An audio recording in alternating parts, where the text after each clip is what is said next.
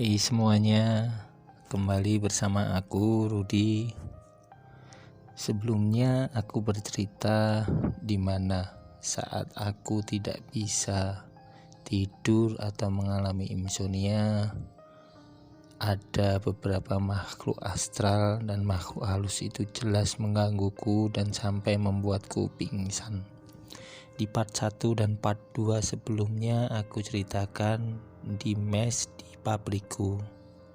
Untuk part ketiga ini dan ini part yang terakhir, dan ini adalah ceritaku yang benar-benar buat aku tidak sanggup lagi untuk tinggal di mes itu dan memilih untuk mencari kontrakan rumah sendiri. Jadi di suatu waktu itu, setelah beberapa hari di kejadian yang part 2 itu, aku tidak pernah tidur sendirian di kamar. Jadi aku meminta tolong sama rekan kerjaku untuk menemaniku tidur. Bukan maksudnya tidur bersama, bukan, akan tetapi ya tidur bareng-bareng gitu. Di situ mesnya kan cowok semua. Nah, di sini aku mau menceritakan kejadian ya masih di mes itu. Akan tetapi masih berhubungan karena aku tidak bisa tidur dan mengalami insomnia. Jadi kan suatu hari itu biasanya temanku itu nemeni aku tidur atau tidur bareng-bareng karena kita satu shift. Nah, pas kejadian itu aku ingat benar itu Selasa malam, dan dimana rekan kerjaku itu dia libur, jadi dia libur kerja gitu. Nah, setelah itu aku kan sudah bingung, wah nanti malam tidur bareng siapa ya, aku nebeng di kamar siapa atau siapa yang aku suruh tidur di kamar sini. Nah, dari kejadian itu aku mencoba menghubungi beberapa rekan kerja, dan ternyata karena kebanyakan dari mereka sudah berkeluarga, jadi tidak bisa nemenin ngobrol atau tidur begitu. Lalu aku memutuskan untuk nanti malam aku akan tidur di pabrik saja. Jadi aku tidak ingin tidur di mes sendirian. Nah, setelah pulang kerja, aku masuk seperti biasa. Mes rame dengan orang yang tinggal di sana karena mesnya besar itu dan beberapa tingkat juga. Dan di situ aku berbenah-benah. Lalu aku segera mandi, dan setelah itu membereskan tempat. Lalu aku berangkat keluar. Dan di sana aku langsung kunci pintunya karena setelah selesai aku berbenah-benah itu sekitar habis maghrib ya. Jadi karena aku itu orangnya takut dan penakut itu, jadi aku bergegas saja langsung ke pabrik. Tapi sebelum di pabrik aku mampir ke warung untuk cari makan dan sekedar beli gorengan buat nanti beberapa teman security yang ada di pabrik begitu. Nah, setelah beberapa waktu, setelah aku pulang dari cari makan dan beli beberapa cemilan untuk nanti malam barangkali ngobrol, nah aku sampai juga di pabrik. Nah, cerita seram ini dimulai dari saat aku sadar bahwa ada sesuatu yang ketinggalan di mes aku, yaitu ID card. Jadi kalau masuk pabrik itu, entah itu masuk ke area atau masuk ke halaman, harus punya ID card. Dan ID cardku itu ketinggalan di mes karena waktu sudah menunjukkan pukul jam 8. Aku bergegas langsung pulang ke mes untuk ambil ID card. Sesampainya di mes, aku melihat masih banyak orang di lantai 1 dan di garasi bawah. Jadi aku langsung saja parkirkan motorku tidak di garasi, akan tetapi cuma di halaman depan mes gitu doang. Nah setelah itu aku bergegas, wah masih ramai, tenanglah. Akan tetapi setelah aku melangkah melalui tangga di lantai 2, aku melihat itu lorong sepi sekali. Dan aku menyadarinya, oh anak-anak lantai 2 kan ini shift malam semua. Dan di situ aku baru tersadar. Aku berpikir sejenak untuk mencoba mencari beberapa teman di bawah yang mau menemaniku untuk mengambil ID cardku. Aku langsung ke bawah, akan tetapi itu tiba-tiba di pintu tangga mau ke lantai 1 itu entah kenapa bisa tertutup dan tidak bisa terbuka.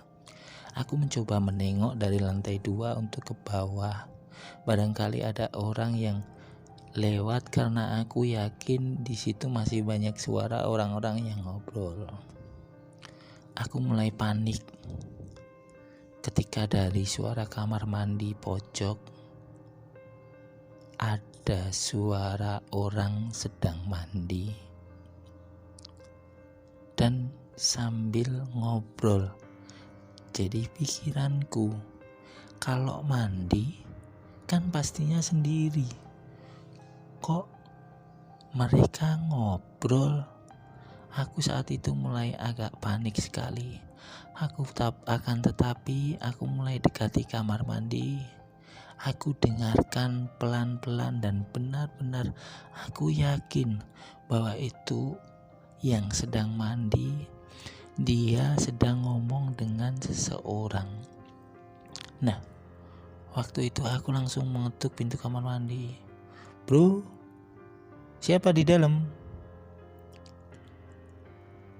Lalu jawabnya cuma, lagi mandi, jangan diganggu. Nah, aku semakin penasaran. Lah itu siapa yang mandi? Akan tetapi yang dijawab hanya dengan mematikan keran air tanpa suara apapun. Aku mencoba memberanikan diri karena mungkin orangnya sudah selesai mandi, jadi aku bergegas ke depan kamarku untuk membuka pintu kamar, lalu bergegas ambil ID cardku yang di meja, lalu aku langsung pergi gitu saja. Aku sudah bersiap di depan pintu kamarku, akan tetapi aku menunggu-nunggu. Kenapa yang di kamar mandi tidak keluar-keluar? Aku heran. Kenapa? Siapa? Dan kok lama sekali? Kalau orang cuma pakai handuk atau memakai baju sambil selesai itu sudah lebih, karena lebih dari 15 menit dia di kamar mandi tanpa ada suara apapun. Lalu aku mengurungkan niatku untuk membuka pintu kamarku dan aku segera bergegas dan langsung bilang ke orang yang di kamar mandi untuk menemaniku sebentar mengambil ID card. Akan tetapi waktu aku menyapa yang di kamar mandi, tiba-tiba pintu kamar mandi terbuka sangat pelan. Aku kira orangnya mau keluar. Aku coba menyapa, bro. Aku takut terjadi apa-apa di dalam. Lalu aku membuka pintu kamar mandi. Dan yang kulihat adalah kegelapan kosong. Tidak ada siapapun di kamar mandi. Dan yang membuatku aneh adalah lantai kamar mandi itu kering, seperti tidak habis dipakai. Aku sontak langsung panik. Aduh, ketemu lagi. Kenapa ini? Aku langsung mencoba menelpon rekan kerjaku yang ada di pabrik. Aku langsung berteriak, tolong, padahal cuma seperti itu. Rekan kerjaku entah yang terjadi apa. Tunggu sebentar, aku akan ke sana langsung. Jadi mereka memutuskan langsung ke sana. Tapi sebelum sampai, waktu aku keluar dari lorong kamar mandi, aku melihat ada dua sosok yang tepat berdiri di depan lorong kamar mandi. Dan sosok itu adalah yang menghantuiku, yang hampir mirip dengan rekan kerjaku si Joko. Aku yakin benar sosok itu dua. Aku langsung menutup mataku. Aku tidak kuat lagi karena aku langsung berteriak. Akan tetapi seolah orang-orang yang di lantai 1 tidak mendengar. Dan yang membuatku lebih parah lagi dan memutuskan untuk pergi dari sana malam itu juga adalah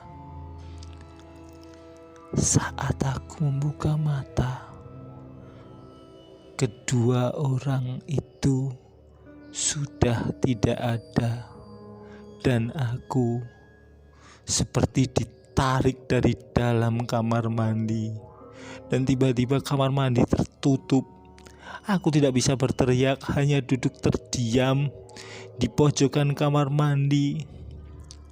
Dan yang lebih parah lagi adalah dari dalam bak kamar mandi muncul sosok kakek-kakek yang waktu itu pernah mendatangiku, dan dia berkata, minta rokoknya mas. Sontak kembali aku pingsan. Dan setelah teman-temanku datang, mereka mencoba mencariku dan akhirnya menemukanku di kamar mandi. Dan waktu itu aku menceritakan semua, dan mereka membantu untuk membereskan semua barang-barangku waktu itu. Dan malam itu aku menginap di pabrik. Keesokan harinya aku izin untuk tidak kerja dan untuk mencari kontrakan. Sekian beberapa pengalaman gaibku karena aku tidak bisa tidur, dan pengalaman gaib yang aku rasakan di mes pabrik itu. Kalau ada waktu nanti aku akan cerita lagi tentang beberapa pengalaman temanku yang diceritakan setelah mereka menolong aku pingsan. Oke, sampai jumpa lagi. Tetap like, komen, subscribe, dan share untuk membantu channel baru ini berkembang lebih pesat.